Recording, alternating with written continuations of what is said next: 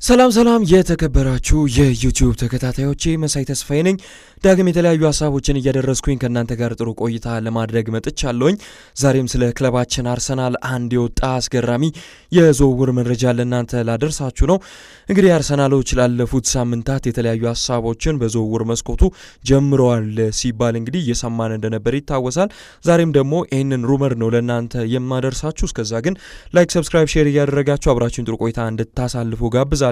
ይህን ተጫዋች እንመልከት። አርሰናል ያው ቀደም ብዬ እንዳልኳችሁ ከናፖሊ ስፖርቲንግ ዳይሬክተርነት በኋላ በስካውቲንግ አንድሪያ ቤርታ አጋዥ ሆኖ ኤሚሬትስ የደረሰው እንግዲህ ሚሼልን ቀጥረዋል። ሚሼል ታዲያ በመጣበት ወቅት ላይ አንድ የሚጠበቅ ነገር ነበረ። ወጣቶች ላይ ይሰራል ተብሎ ሲገመት እንደነበር ይታወሳል።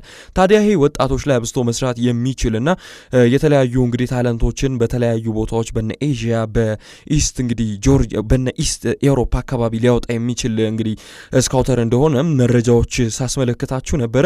ታዲያ ዛሬም ከዛው ጋር ተመሳሳይነት ያለው አንድ እንግዲህ ስካውት ከሱ ጋር ተያይዞ ላስመለከታችሁ ወደድኩኝ። እንግዲህ አንድሪያ ባርታሽቪሊ ይባላል። ይሄ ተጫዋች ገና ከ21 ዓመት በታች በጆርጂያ ብሔራዊ ቡድን ውስጥ የሚጫወት እንዲሁም ደግሞ በጆርጂያ ክለብ ውስጥ የሚጫወት ተጫዋች ነው። 17 ዓመቱ ነው። 2009 ላይ የተገኘ ታለንት ነው። በዛው በጆርጂያ የተወለደና ያደገ ተጫዋች ነው። የማጥቃት ባህሪ ያለው አታኪ ሚድፊልደር ነው። በዚህ ሰዓት ላይ ኤፍሲ ሊብሬያ 1999 በሚባል ቡድን ውስጥ ነው እየተጫወተ የሚገኘው። ነገር ግን በመጀመሪያ ፕሮፌሽናል ቡድኑን እንግዲህ በተቀላቀለበት በኮልኬቲ 1913 እንግዲህ ቡድን ውስጥ የወላችሁ ቤተሰቦች በዛ ቡድን በውሰት ተሰጥቶ ነው አሁን ላይ በዚህ ጆርጂያዊ ቡድን ውስጥ እየተጫወተ እየተመለከተ ነው የምንገኘው። ባርታሽቪሊ እጅግ በጣም ታለንት ያለው ከግራም ከቀኝም ክንፍ መነሳት የሚችል የበለጠ ግን ቦታው የሱ የማጥቃት ባህሪ ያለው ሴንትራል አታክ ሚድፊልደር እንደሆነ እንግዲህ መረጃዎች ያሳያሉ። ነገር ግን ተጫዋቹ እጅግ በጣም ክሬቲቭ ከመሆኑ የተነሳና የበለጡ ቻንሶችን እየፈጠረ የተለያዩ አደጋዎችን መፍጠር የሚችል እንዲሁም ደግሞ ክሬቲቭ የሆነ ተጫዋች ነው። ታዲያ ይህንንም ተከትሎ በተለያዩ የአውሮፓ ቡድኖች ውስጥ አይን ውስጥ እንደገባ አንዳንድ መረጃዎች ያሳያሉ። ገና በ16 ዓመቱ ሳለ ነው በነገራችን ላይ በኮልኬቲ ቡድን ውስጥ እንግዲህ ለመጫወት የቻለው። ከዛ በኋላ ባለፈው የውድድር ዓመት 2026 ላይ ነው ቀደም ብዬ ያልኳችሁ ሊብሬያ 1999ን ተቀላቅሎ እንግዲህ መጫወት የቻለው። እጅግ በጣም ጥራት እንዳለው በርካታ እንግዲህ ስካውቶች ይናገሩለታል። በነገራችን ላይ እንደ አይነት ታለንቶች ብዙ ጊዜ ከጆርጂያ ላለፉት ዓመታት ሲወጡ ተመልክተናል።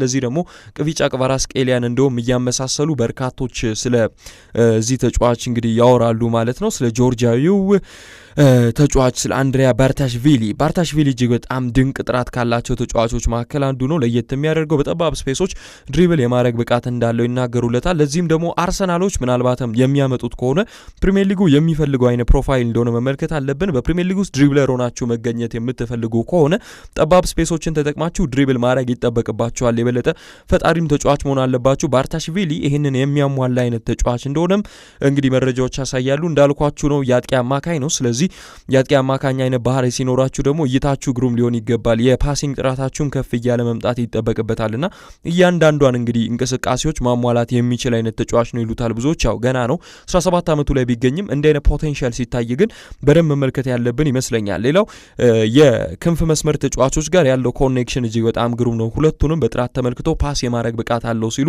ብዙዎች ይናገሩለታል። ቴክኒካሊ እጅግ በጣም ጥራት ያለው ተጫዋች ምንም የማይጎለው ከዚህ ቀደም ከ16 ዓመት በታች ጆርጂያ ብሔራዊ ቡድን 17 19 ዓመት በታች ብሔራዊ ቡድን እስከ 21 ድረስ መጫወት የቻለ ተጫዋች ነው በነገራችን ላይ ባርታሽቪሊ።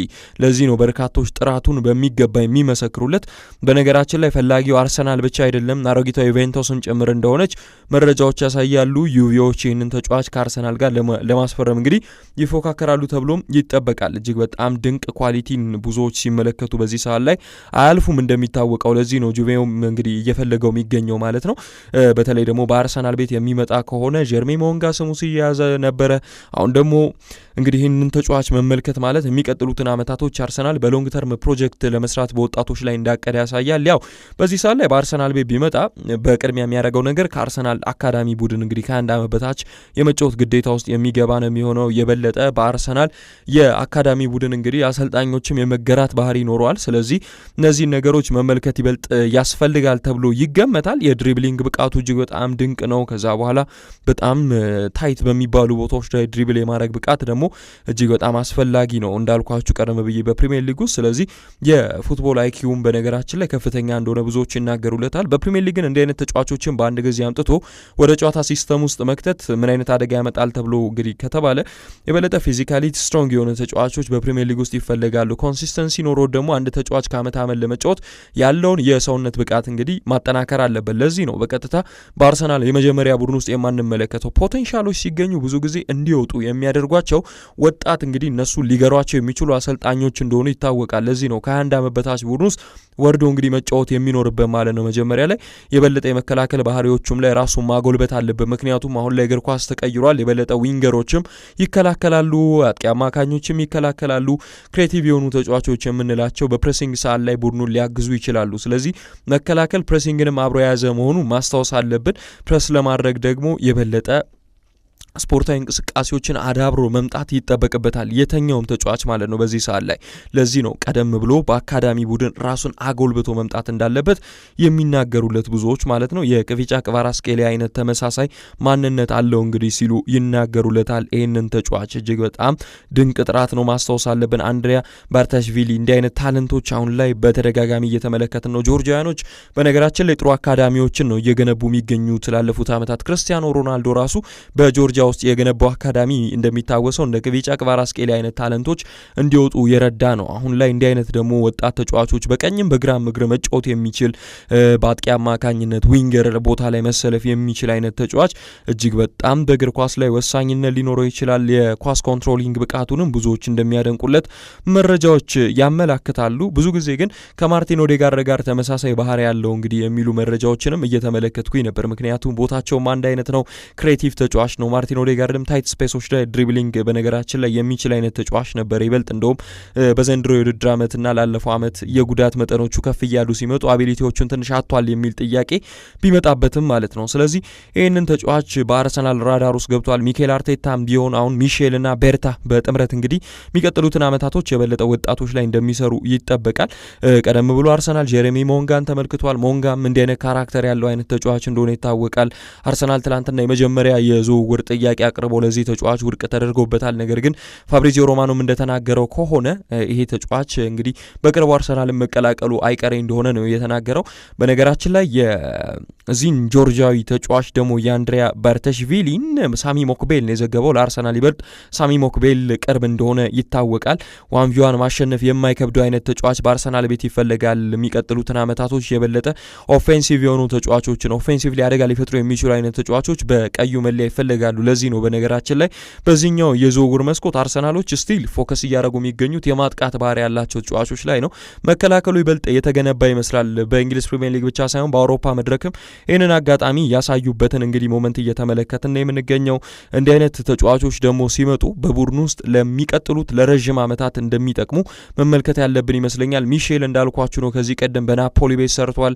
በናፖሊ ቤት በሰራበት ሰዓት ላይ ካሊዶ ኩሊባሊ እንዲህ ኪም ሚንጄን ማምጣት ችሏል። ቅቪጫ ክቫራትስኬሊያን ያመጣበት ሞመንት አለ። ኡዲኔዜ ያለ አሳማጂያንን ወደ ቡድኑ ማምጣት የቻለ እጅግ በጣም ድንቅ ስካውት ነው። ለዛ ነው የበለጠ ኤዥያ ላይ ፎከስ ያደርጋል እየተባለ እየተመለከትን የምንገኘው። የሚቀጥሉትም ቀናቶች ላይ በነገራችን ላይ እንዲህ አይነት ስሞች በተደጋጋሚ የምትሰሙ ከሆነ ግር ሊላችሁ አይገባም። ምክንያቱም የበለጠ ይሄ ሰው ፕሮፋይሉን ከተመለከታችሁት የበለጠ ስካውቲንግ ሲስተሙ ኦልድ ስኩል እንደሆነ ብዙዎች ይናገሩለታል። በዛ ላይ ደግሞ የበለጠ ከተጫዋቾች ጋር ቀርቦ እንግዲህ መመልከት የሚወድ በቦታዎች ላይ ተገኝቶ ስካውት ማድረግ የሚፈልግ አይነት እንግዲህ መልማይ እንደሆነ ብዙዎች የሚናገሩለት እጅግ በጣም ታታሪ ሰራተኛ ነው በስራውም ላይ። ስለዚህ የዚህን ሰው ብቃት መመልከት ይጠበቅብናል እንዲህ አይነት ስሞች በተደጋጋሚ የምንመለከት ከሆነ ማለት ነው። እጅግ በጣም ድንቅ ተጫዋች ምናልባት አርሰናሎች የሚቀጥሉት ዓመታቶች ላይ ሊያመጡ ይችላሉ። ከዚህ ጋር ተያይዞ ጄሬሚ ሞንጋን አልኳችሁ፣ ክርስቶፍ ስቶሊዝንም በነገራችን ላይ መመልከት አለብን። ቀጣዩ በነገራችን ላይ ቅቪጫ ክቫራትስኬሊያ እያሉ ነው ስም ያወጡለት ብዙዎችም። ስለዚህ የስቶሊ አልቫሬዝም ዝውውር የሚቀር አይነት አይመስልም። አርሰናል ገፍቶ የሚሄድ ከሆነ እድሉ ከፍተኛ እንደሆነ መረጃዎች ያሳያሉ። እነ ሞርጋን ሮጀርስም በዚህኛው የዝውውር መስኮት መምጣቱ የሚቀር አይመስልም። አርሰናሎች ይበልጥ የሚቀጥሉት ቀናቶች ላይ የመጀመሪያ ጥያቄዎችን እያቀረቡ ሊሄዱ ይችላሉ። እንደውም እንደ አንዳንድ መረጃዎች ከሆነ አርሰናሎች ከመጋረጃው ጀርባ ነው በዚህ ተጫዋች ዝውውር ላይ እየሰሩ የሚገኙት የሚሉ አንዳንድ መረጃዎች ያመላክታሉ ማለት ነው። ስለዚህ እንዲህ አይነት ታለንቶች የሚቀጥሉት አመታቶች ላይ በአርሰናል ቤት ወሳኝ ሚና ሊጫወቱ ይችላሉ።